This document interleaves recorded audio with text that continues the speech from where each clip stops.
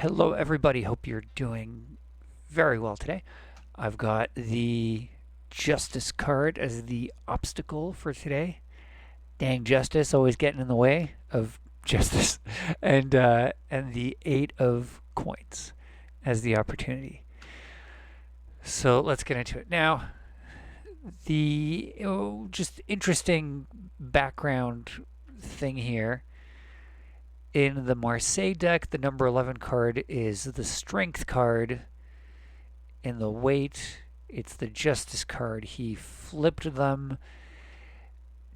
In the Marseille, the Justice card occupies the number 8 position, which interestingly is we've got an 8 card right here, and for some reason my database is mixed up, and then this is the Marseille card it shows for this, so that's kind of funny. But I'm going to sometimes I switch them around. When I get the Justice, I'll actually say, oh, well, this is the number 11 card. I'm going to read it like the Strength card, but I'm going to do Justice because it's the 8, and then it'll go with this card. So, anyways,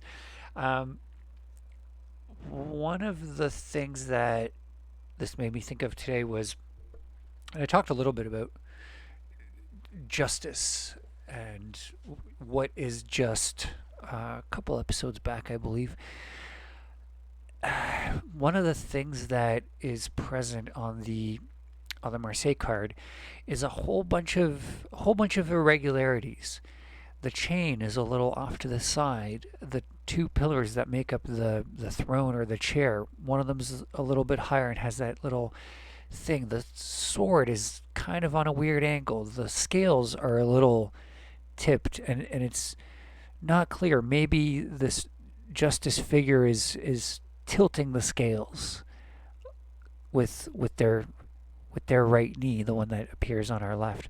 I think that in some sense this is meant to serve as a reminder that justice is not the same thing in practice as it is in theory. That the idea of all things being perfectly balanced and accounted for, just we don't get that, and it kind of made me think about, well, how is justice dispensed, right?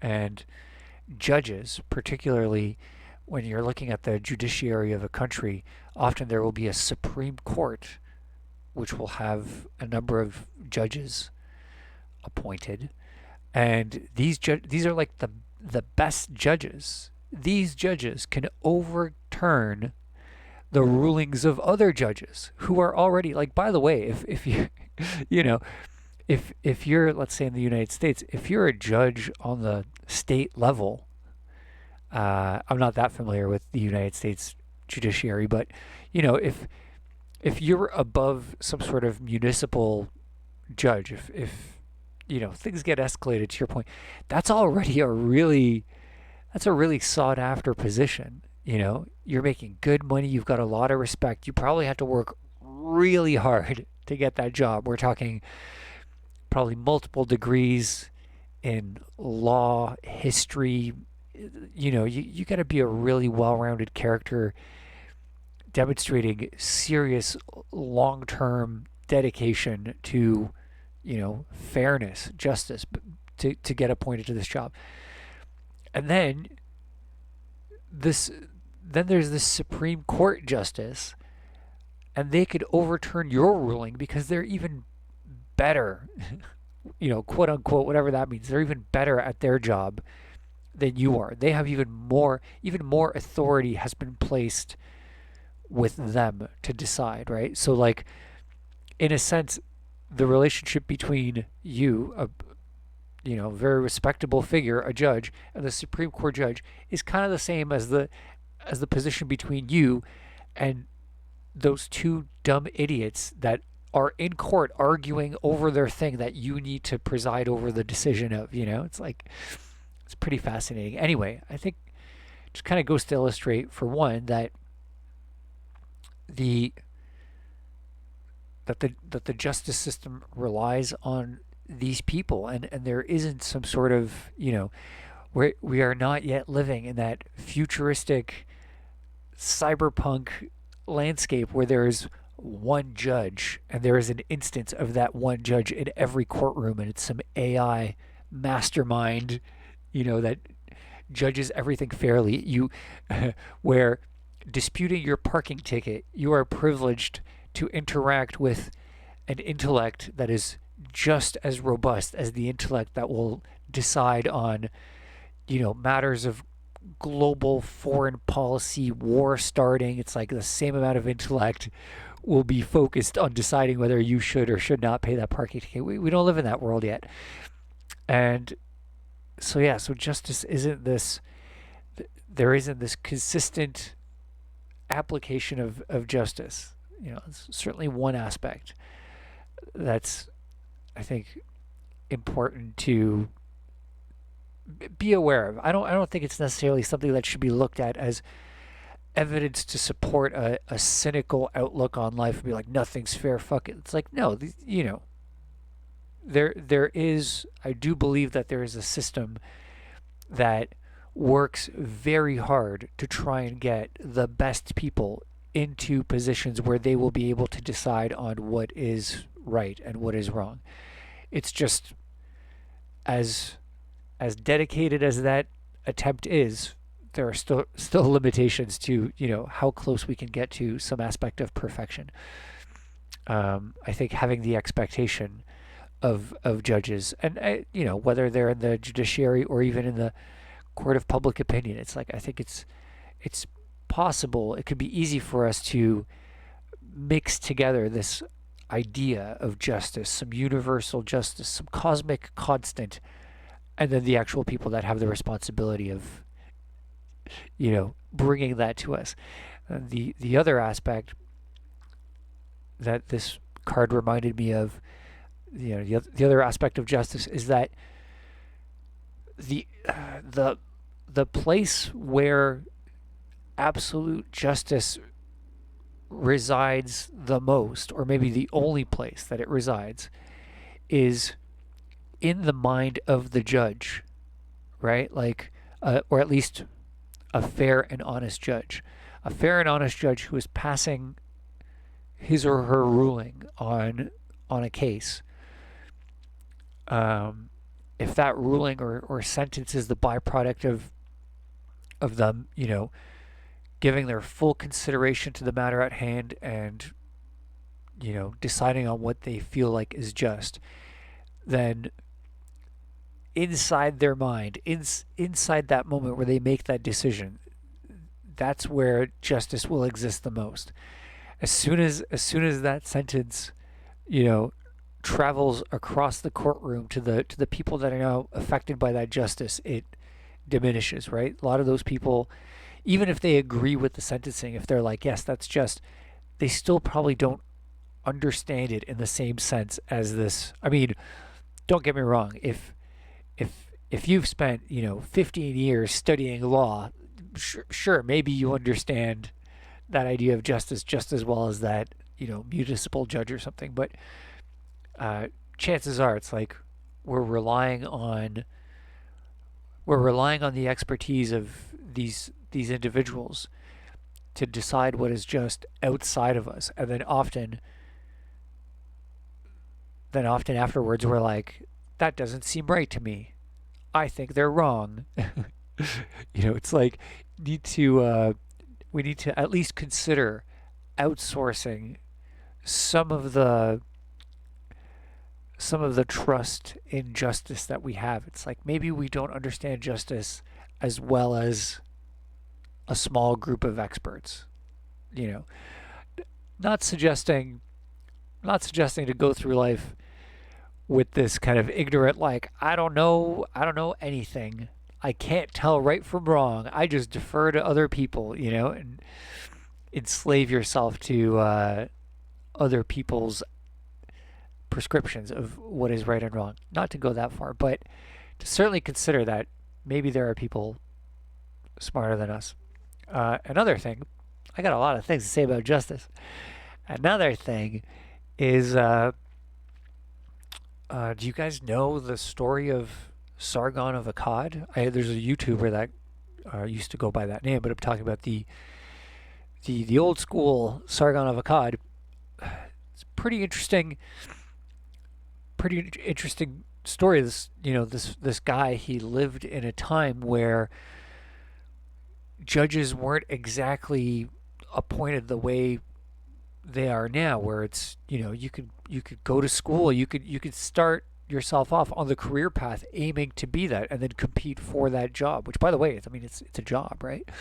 um, but at many times throughout history, people in a village or a town or in an area, they would often all sort of agree that there's one individual who just seems to have really good opinions about situations, seems to have a really fair outlook, a really balanced, impartial outlook, or it's someone that's incorruptible and doesn't pick sides, and you know someone would get singled out as like, if I have an unresolved issue with someone else, this is the person that I want to decide. If this one person tells me I'm in the wrong, that's probably the one person that I'd be able to hear that from, and go like, oh fuck, okay, but you know what? I trust you. Like, if you think I'm wrong, I'm probably wrong because you're smart, you're dependable, and yeah. So people used to, being a judge was this thing that people would essentially appoint you with. They would just come to you with their problems, and Sargon's case was interesting because he, if I'm not mistaken, he was in a situation where he saw that there were a lot of issues that would just keep coming up over and over and over because of the lack of standards of values, cultural values, shared across regions. So he kind of saw that maybe the solution to this was having to unify a bunch of regions and have a shared code of conduct that was essentially enforced on everyone. And what was kind of cool is that he was like smart enough, I think, to recognize that petitioning this idea, trying to get people to get on board with this, might have been tricky, and it would have been this political, power grab attempt. So instead, what he ended up doing was he just disappeared for a while. And while he was gone, shit got really bad because no one, the next best guy who could judge, he was just coming up with shitty judgments. And order was down, chaos was up, and so a bunch of the leaders of the little towns and stuff, they eventually found him. They were like begging him to come back, and he was like, "No, sorry, I'm out of the game," And they kept asking him like, "Please, like, will you come back? Is there anything we can do?" And finally, he was like, "Well, I suppose if you gave me total power over all these districts, in that scenario, I would consider coming back." And they were like, "Done." And he then started this huge empire and established what I believe is the first code of laws, if I'm not mistaken. But fucking cool move, right? Anyway, just wanted to share that story. I think it's kind of a cool little piece of history. Moving right along to the 8 of coins. So these are going to have some stuff in common. This made me think about what is valuable. What is value? To some degree, you could just think that something is valuable, or you could think that something is not valuable. And then you could, let's say there's something that you think is of value, you could work towards making that thing, or whatever. If it's a skill, you can go about practicing that thing. But unless you got a pretty comfortable lifestyle, if you need to use your time to at least a certain extent to provide for yourself, if that thing that you think is such a great valuable thing, if it doesn't bring in, if it doesn't put food on the table, if it doesn't pay your rent, you could pretty quickly come to the conclusion that, well, even though you think this thing is very valuable, it doesn't seem to be, let's say, quote unquote, actually valuable, or globally, culturally valuable. Um, and in that sense, the world around us, the our our immediate friends and family, the people in our neighborhood, the larger markets, the global markets, depending on what scale you are offering a service or product. But in a sense, it's they that judge what is valuable and what isn't valuable. And so, by the way, we got they judge, right? Judgment. So I think there are two types. I think there are two types of judges when it comes to what contributes to the evaluation of ideas, goods, services, whatever. On one hand, there's, I think there's what you would kind of classify as judges, people that essentially let their opinions be known, right? And these can be thought of as influencers, charismatic individuals, uh, just people that are looked to for their opinions, and often they establish what is valuable. And a lot of times, well, first of all, there are a lot of these people. There's always a lot of competition over who is the authority figure on what is valuable, and yeah, not just talking products and services, what is the right philosophical outlook to have on the best style of government for your country. So like all these different people competing over being in that position where they're respected as this individual who can judge what is valuable, what is not valuable, or in a way it's just like what's good and what's bad. So yeah, on one hand there's this it's almost like a marketplace of these judges. And then on the other hand, I like to think of like the realm of dreams, nightmares, irrational subconscious desires. When it comes to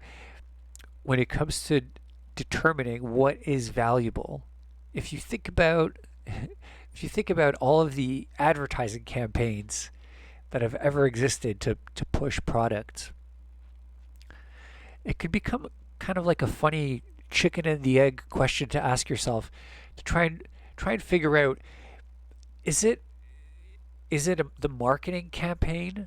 Is it the advertisement that comes first that then tricks you into having an irrational desire for a product? Or do you have the irrational desire first? Does the irrational desire exist? And then the advertising campaign tries to steer that irrational desire and associate it with the product. I mean, I think that's more likely to be the case, but I'm sure there's been so much advertising going on for so many years now. I'm sure there's a lot of examples to the contrary. But it just considering that, it made me think about